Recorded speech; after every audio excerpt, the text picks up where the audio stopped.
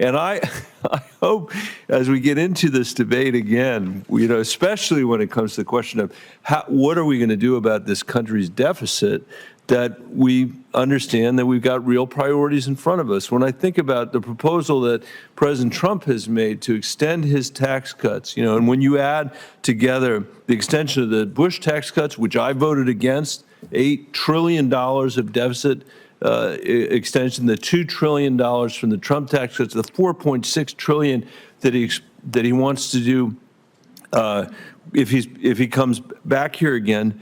To me, it's analogous to a mayor in Colorado saying we're going to borrow more money than we've ever borrowed before, which would make all of us in Colorado nervous.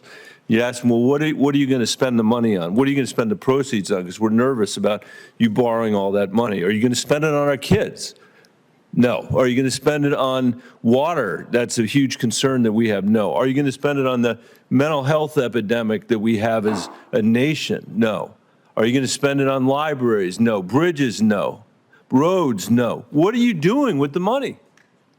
Why are you borrowing all this money, and what are you doing with it? And the answer is we're going to give it to the two richest neighborhoods in Denver or in Grand Junction or in Rifle or in Durango, and we're going to explore any rural county in the state. We're going to give it to the two richest neighborhoods and expect that it's going to trickle down to everybody else.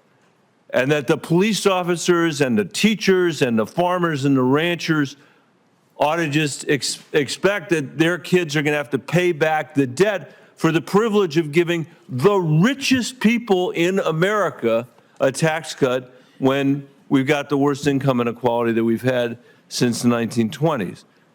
I think funding the child tax credit and doing some deficit reduction sounds like a much better plan than doing that, but we'll see how the debate goes. And Mr. Chairman and the ranking member, thank you very much for having this hearing, and I look forward to the debate that we're going to have.